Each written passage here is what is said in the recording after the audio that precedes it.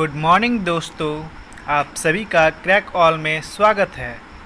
आज हम दिनांक 9 जून 2020 का करंट अफेयर्स का डिस्कशन प्रारंभ करने जा रहे हैं। तो चलिए बातों को खत्म और प्रश्नों को शुरू करते हैं। आज का पहला प्रश्न है, रिचर्ड डाउकिंस अवार्ड जीतने वाले पहले भारतीय कौन है? प्रश्न को ध्यान से सुनिए।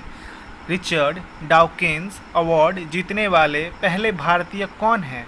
तो इसका सही आंसर होगा जावेद अख्तर, यानी ऑप्शन सी, जावेद अख्तर।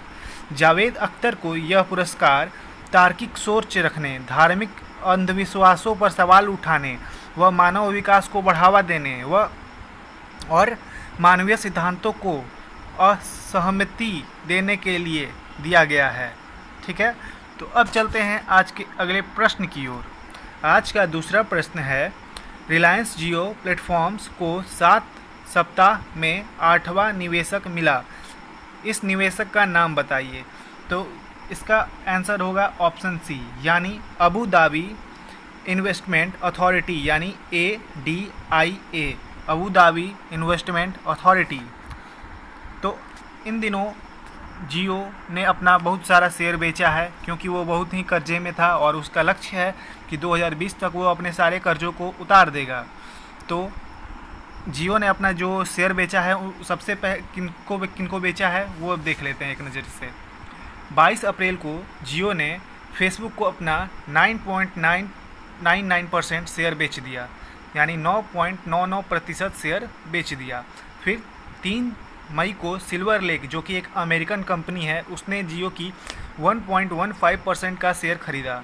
फिर 8 मई को विस्टा कंपनी ने 2.32% जियो का शेयर खरीद लिया। और फिर 17 मई को जनरल अटलांटिक ने 2.32% शेयर खरीदा। फिर 22 मई को KKR ने 1.34% का शेयर खरीद लिया। फिर 5 जून को मुबादला ने 1.85% का शेयर खरीदा। और फिर 5 जून को ही सिल्वर लेक दोबारा से 0.93% का शेयर और ख़रीद लिया। और आखिर में 7 जून को अबू धाबी इन्वेस्टमेंट अथॉरिटी, यानी ADIA ने जियो के 1.16% का शेयर खरीद लिया है। तो अब चलते हैं आज के अगले प्रश्न की ओर। आज का अगला प्रश्न है, कोविड-19 की वजह से किस राज्य ने जेलों से 9,671 कैदियों को रिहा करने के बाद अब 11,000 और कैदियों को इमरजेंसी पैरोल देने का फैसला लिया है, यानी किया है? तो इसका सही आंसर होगा ऑप्शन बी, यानी महाराष्ट्र। आप सभी को पता होगा, भारत में सबसे ज़्यादा कोरोना के मरीज़ महाराष्ट्र में पाए गए हैं। लगभग वहाँ पे मरीजों की संख्या 85,000 से ज़्यादा जा चुकी है। और इन दिनों महाराष्ट्र के पुलिस में भी बहुत सारे कोरोना पॉजिटिव पाए गए हैं, यानी लगभग 3,000 लोग पुलिस में कोरोना पॉजिटिव पाए गए हैं और 30 पुलिस वालों की मौत हो चुकी है। इसी को ध्यान में रखते हुए महाराष्ट्र सरकार ने 55 वर्ष से ज़्यादा के पुलिसकर्मियों को वेतन के साथ छुट्टी दे दी है, यानी जो भी पुलिस वाले 55 वर्ष से ज़्यादा के हैं उन्हें छुट्टी मिल गया है, लेकिन उनका वेतन नहीं रोका जाएगा, उन्हें उनकी सैलरी हर महीने मिलती रहेगी। तो अब चलते हैं आज के चौथे प्रश्न की ओर। आज का चौथा प्रश्न है, United Nation Association for Development and Peace UNADP, यानी UNDP के लिए goodwill ambassador to the poor किसे चुना गया है? तो इसका सही आंसर होगा ऑप्शन ए, यानी M नेत्रा। M नेत्रा को United Nation Association for Development and Peace के goodwill ambassador to the poor के लिए चुना गया है। ठीक है, इन्हें अब संयुक्त राष्ट्र के सम्मेलनों और सिविल सोसाइटी के मंच पर बोलने का भी मौका दिया जाएगा। ठीक है, और पिछले दिनों नेत्रा के इस जज्बे का प्रधानमंत्री मोदी ने अपने मन की बात कार्यक्रम, रेडियो कार्यक्रम में इनका जिक्र किया था। ठीक है, तो अब चलते हैं आज के अगले प्रश्न की ओर। आज का अगला प्रश्न है, विश्व ब्रेन ट्यूमर दिवस, यानी वर्ल्ड ब्रेन ट्यूमर डे कब मनाया जाता है? तो सबसे पहले मैं ट्यूमर के बारे में आपको बताना चाहूँगा। आप ट्यूमर से क्या समझते हैं? ट्यूमर एक रोग है या कुछ समझ लीजिए एक प्रक्रिया है जिसमें आपके शरीर की कोशिकाएं, सेल्स ज़्यादा ही डेवलप हो जाती है, किसी जगह पे ज़्यादा डेवलप हो जाती हैं, यानी अनावश्यक तरीके से, जो मतलब आवश्यकता नहीं होती लेकिन फिर भी वो ज़्यादा हो जाती है और उसके वजह से वहाँ पे ट्यूमर बन जाता है और ये ट्यूमर से कैंसर होने का खतरा होता है।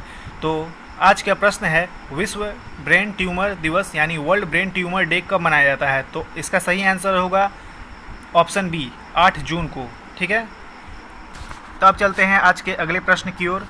आज का अगला प्रश्न है, विश्व महासागर दिवस वर्ल्ड ओशन डे कब मनाया जाता है? तो इसका सही आंसर होगा ऑप्शन बी, 8 जून को। इस बार का वर्ल्ड ओशन डे का थीम क्या है? तो innovation for a sustainable ocean, और यह यूनाइटेड नेशन मनाता है। तो चलिए यूनाइटेड नेशन के बारे में कुछ जान लेते हैं। यूनाइटेड नेशन का स्थापना कब हुआ था? तो 24 अक्टूबर 1945 ईस्वी को यूनाइटेड नेशन यानी यूएन का स्थापना हुआ था। यूनाइटेड नेशन का हेडक्वार्टर कहाँ पे है? तो न्यूयॉर्क। न्यूयॉर्क कहाँ पे है? यूएसए में। और यूनाइटेड नेशन के हेड कौन है? तो एंटोनियो गुटेरस।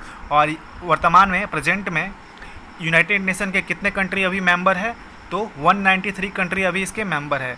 और एक और प्रश्न परीक्षाओं में बनता है, यूनाइटेड नेशन डे कब मनाया जाता है? तो जिस दिन इसकी स्थापना हुई थी उसी दिन यूनाइटेड नेशन डे मनाया जाता है, यानी 24 अक्टूबर इसका सही आंसर होगा। तो अब चलते हैं आज के अगले प्रश्न की ओर। आज का अगला प्रश्न है, विश्व खाद्य सुरक्षा दिवस वर्ल्ड फूड सेफ्टी डे कब मनाया जाता है? तो उसका सही आंसर होगा ऑप्शन ए, यानी 7 जून। और 2020 की थीम थी फूड सेफ्टी एवरीवन्स बिजनेस। ठीक है, तो अब चलते हैं, और इसे भी यूएन बनाता है, यूनाइटेड नेशन बनाता है। तो अब चलते हैं अगले प्रश्न की ओर। अगला प्रश्न है, मैक्सिको की दक्षिणी खाड़ी में बने ट्रॉपिकल तूफान, ट्रॉपिकल स्टॉर्म क्रिस्टोबल का नाम बताइए। तो उसका सही आंसर होगा क्रिस्टोबल। यहाँ पे मैंने इंग्लिश में, सॉरी माफ़ कीजिएगा, मैंने आंसर नाम लिख दिया था उसका, लेकिन हिंदी में नहीं लिखा था। तो इसका सही आंसर होगा क्या? क्रिस्टोबल। ठीक है, तो अब चलते हैं आज के अगले प्रश्न की ओर। आज का अगला प्रश्न है, स्पेस एक्स ने एक और फाल्कन 9 का उपयोग करके कितने नए इंटरनेट उपग्रहों को अंतरिक्ष में लॉन्च किया है? तो इसका सही आंसर होगा ऑप्शन बी, यानी 60। अभी हाल ही में स्पेस एक्स ने स्पेस में 2 एस्ट्रोनॉट्स को भेजा था ट्रांसपोर्टेशन करके, यानी उनका यात्रा करके। ठीक है, तो अब चलते हैं, और स्पेस एक्स के सीईओ कौन है? तो एलन मस्क। ठीक है, तो अब चलते हैं आज के आखिरी प्रश्न की ओर। आज का आखिरी प्रश्न है, एक्टर चिरंजीवी सर्जा का 39 साल की उम्र में 7 जून 2020 को निधन हो गया। वह किस भाषा की फिल्मों में काम के लिए प्रसिद्ध थे? तो इनका सही आंसर होगा ऑप्शन सी, यानी कन्नड़। कन्नड़ भाषा के सुपरस्टार थे चिरंजीवी सर्जा, और यही है जो आपको फ़ोटो में दिख रहे हैं, यही है चिरंजीवी सर्जा। और इनका हार्ट अटैक के चलते मृत्यु हो गया 39 साल के एज में। अब चलते हैं, जो मैंने आपको कल होमवर्क दिया था उसका आंसर जानने।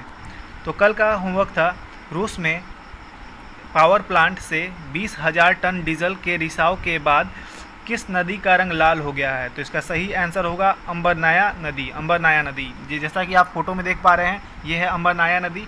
और 20,000 टन के डीजल के रिसाव यानी लीकेज के कारण ये नदी दम पूरी लाल हो गई है।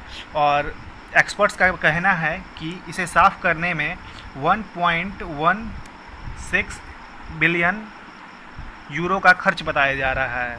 ठीक है, तो ये देखिए कब तक साफ़ हो पाती है। ये नदी इन दिनों बहुत काफ़ी चर्चा में है। ठीक है, तो अब चलते हैं आज के क्वेश्चन ऑफ द डे की ओर। आज का क्वेश्चन ऑफ द डे है, हाल ही में एडिडास ने किसे भारत में अपना नया ब्रांड एम्बेसडर बनाया है? प्रश्न है, हाल ही में किसे एडिडास ने भारत में अपना नया ब्रांड एम्बेसडर बनाया है? ऑप्शन है वरुण धवन, कृति सैनन, टाइगर श्रॉफ और मानसी चिल्लर। तो इसका जो भी आंसर हो आप कमेंट बॉक्स में बताएं, और उम्मीद करूंगा कि आप उसके बारे में पूरा लिखें। उस सब्जेक्ट के बारे में आपको जितना कुछ पता हो लिखिए कमेंट बॉक्स में। और तो चलिए आज के इस डिस्कशन को समाप्त करते हैं। और यदि आपको यह वीडियो अच्छा लगा तो इसे लाइक करें, ज़्यादा से ज़्यादा शेयर करें, और चैनल को सब्सक्राइब करना ना भूलें। Thank you.